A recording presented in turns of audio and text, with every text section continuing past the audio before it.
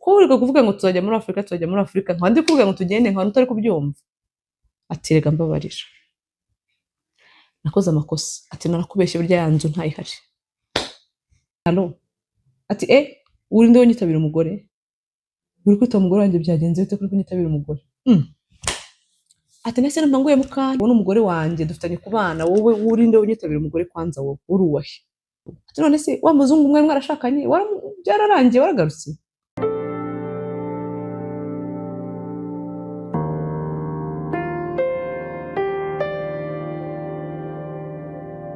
Hello family and friends, twizere ko mumeze neza, tubahaye ikaze kuri Muhoza Real Talk. Dukomeje no gushimira abantu mwakomeje kulikinga, gusubscribinga, gukomentinga, gusharinga, ikintu cyose uzi ko wakoze mu rwego rwo gusupport Muhoza Real Talk. Ntago dushobora kugisuzugura n'iri rimwe, turabashimira, mukomeze muhabwe umugisha. Twakomeje rero inkuru y'uno munsi, nzajya nza mitenge straight to the point kugira ngo ntaza kubarambira kandi mufite amatsiko kumva inkuru. Inkuru y'uno munsi rero iteye iti. Inkuru y'uno munsi nayihawe n'umupapa. Ndashimira cyane, iyo mbivuze mpita nibuka ko nshimira abantu bose mwampaye inkuru zanyu cyane kandi ndabashimira pe. Okay, let's move forward. Byagenze gute? Uyu mugabo waduhaye inkuru ni umugabo yashatse umugore bagituye muri Afurika. Ati nashatse umugore w'inzozi zanjye, umugore wo mu busore bwanjye mwiza pe. Umva umuntu ucyo bita umwiza nyine wowe kuri wowe. Nawe yashatse umugore mwiza ufite umuco warezwe, ibintu ari perfect. Turangije gushakana, umugore turakundana, dukomeza kugira umubano mwiza mu rugo, urugo rwacu rugendwa. Ati nawe mfite akazi keza, icyo gihe namushatse narubatse inzu yanjye, namushatse mfite akazi keza, twitunze tumeze neza nyine mu rugo rw'abantu bameze neza, nanitwaraga kandi yashize igihe. Urugo mbabwire ngiye kubaganiriza ni urugo rumaze imyaka 13 rwubatswe. Ntago ari urugo rutoya rero, urugo rufite experience. Ubwo rero baza kugirirwa umugisha berekeza hanze. Tumaze kugera hanze twaje dufite abana 3. Abana bacu 3 turabarera neza nta kibazo. Tumaze kugirirwa umugisha wo kuza hanze twaje dufite abana 2.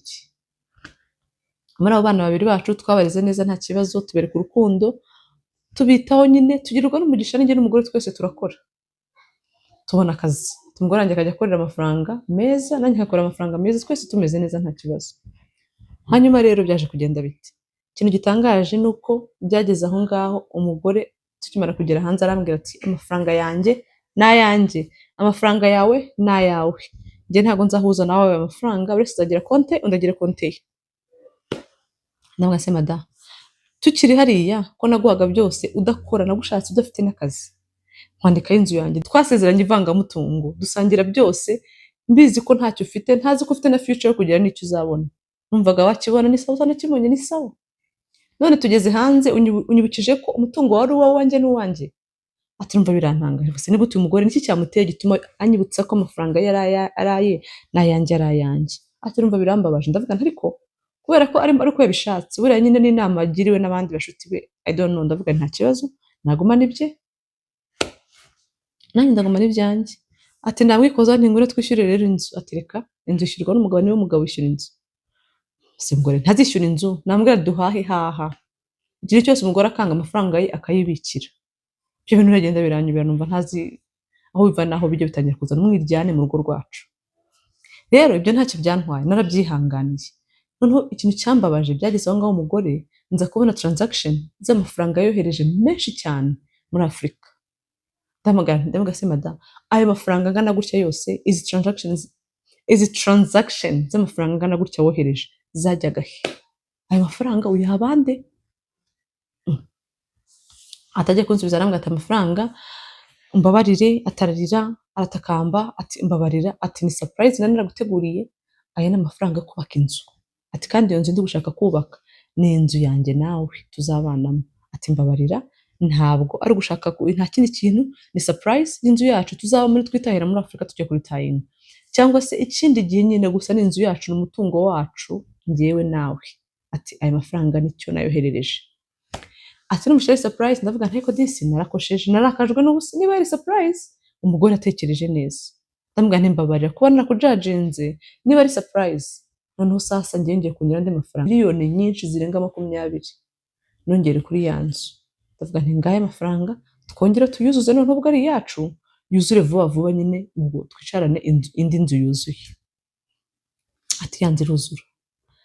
Nyuma y'umwaka ndamubwira nti madamu rero uriya ntabwo ari byiza ko ibintu biba byanditse ku bandi bantu, kuko icyo gihe yambwira ko ari surprise yacishaga amafaranga kuri sister we. Ati rero mu gihe tuba tuvuga ibintu by'amafaranga ntabwo twakomeza kwicara imitungo itatwanditseho, ndamubwira nti tugomba kugenda tukajya kwiyandikaho ya nzu yacu ikabarizwa kuri twe, tukajyana tukayiyandikaho. Ati umugore arambwira ati se uri seriye? Ni cyane, tugomba kujyana nawe n'inzu tukayiyandikaho ikaba iyacu. Ubwo rero wa mugore ntabwo byigeze bimushimisha ko ndi kumufosinga kugenda, nkabona nyine atari excited. Se ko uri kuvuga ngo tuzajya muri Afurika, nkaba ndi kuvuga ngo tugende, nkaba utari kubyumva. Ati rega mbabarira, nakoze amakosa. Ati narakubeshye burya ya nzu ntayihari. Ya nzu rigize iti inzu ntayihari, narakubeshyaga ntago inzu ihari. Umugabo ati mpita numva mbaye nk'umusazi, ntekereza igihe byantwaye kugira ngo mbike amafaranga nohereje. Ndavuga nti se ni gute umuntu ashobora kuwukina n'ubwonko bw'undi muntu, uzi ukuntu amafaranga yanga aboneka avunanye?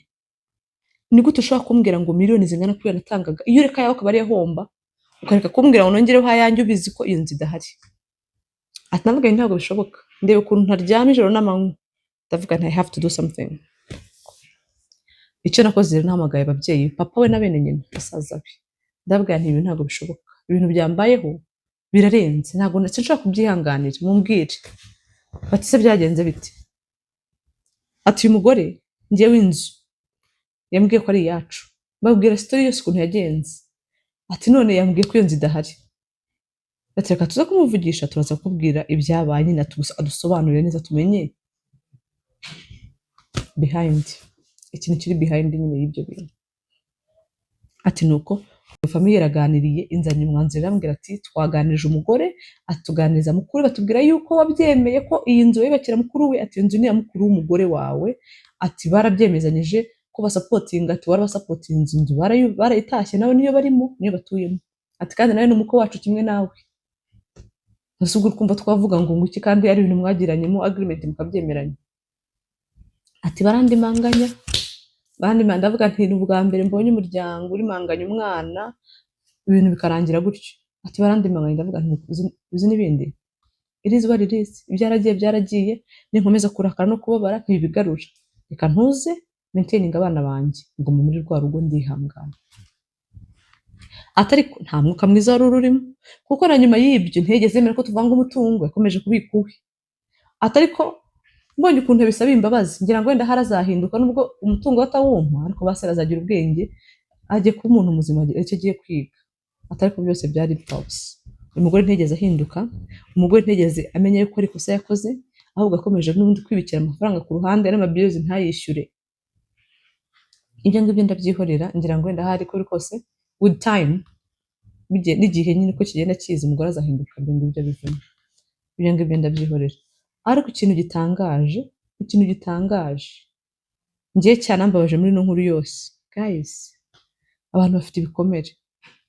Uyu mugore ntabwo yanyuzwe n'ibyo yarimo arakorera umugabo, nta nubwo yageze anyurwa na ya nkuru y'ibyaha byose byabaye, ahubwo yatangiye kujya yandikira n'abagabo bo hanze, abandi bagabo bari hanze, yandikira n'umugabo wundi utuye mu yindi continent hanze nawe nyine, aramubwira ati ndagusabiye umbere inshuti nk'umurizi. Ati narakomeretse, umugabo wanjye ntabwo tukibana, yarantaye yagiye gushaka umuzungu.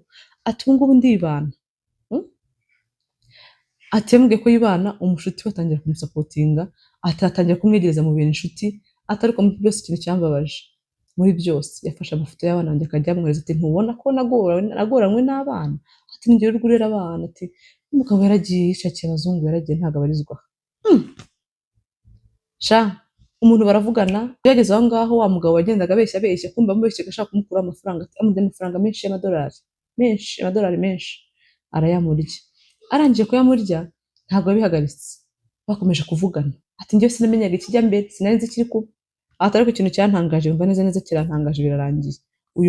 Uyu mugore wanjye yagiye muri dushe koga, umwana aza anzanira telefone, ati nkuriramo nirebere phone nkoresha telefone kuri YouTube nyine, ati nkuramo password y'umugore nari nyise, ntabwo najyaga njya muri phone y'umugore kuramo ibintu kurumvaga bitandeba, mfata password nikuriramo umwana, nkimara gukuramo password mbona message popinze up y'umuntu witwa Aline. Abantu bitwa Aline mwese turabasuhuje, ariko atari abantu bitwa Aline b'amazina yabo, abantu bitwa Aline kubera ko babihimbiye mu matelefone kugira ngo abantu bajijishe. Abantu bose muzi ko mufite amazina ajijisha atari ay'abantu, turabasuhuje. Nuko rero arangije ati ya message mbaranditseho Aline, nyine se numva uwo Aline ari Aline nyine umukobwa w'umushuti we, sinabyitayeho. Ataramubwiza ngo hi how are you, umeze gute sheri, ibintu nk'ibyo sinabyitaho, numva nyine ibyo bakobwa nyine. Ati mu kanya gatoya wa Aline barahamagaye, telefone umwana ataranayitwara ngiye kuyiha umwana, Aline barahamagaye, ahamagaye nditaba, hello, ati uri nde wonyitabira umugore, uri kwita umugore wanjye byagenze bite kuri kunyitabira umugore?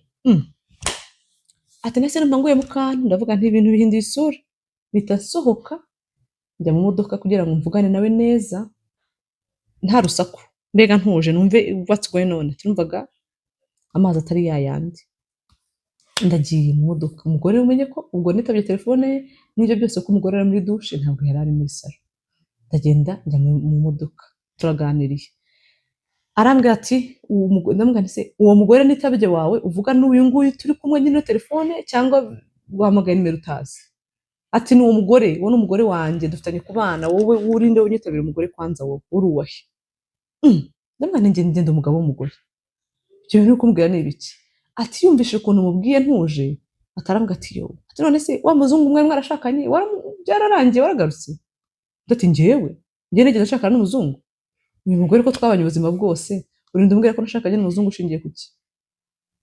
Ati umugore yambwiye ko nashakanye n'umuzungu kuba mutaye, ati nibyo byatumye nanjye nza mu buzima bwe, yarabimpropoje ambwira ko ari wenyine, nanjye nza mu buzima bw'umugore, nuko naje mu buzima bw'umugore wawe. Ati ntabwo nari nzi yuko umugore wawe mukibana, atari ko mbabarije, ati mu bintu nagambire mu buzima bwanjye sinigeze ngambira kuzasenya urugo rw'umuntu, ati kuko nanjye nagize divorce, natandukanye n'umugore mu bintu gusa by'amaherere.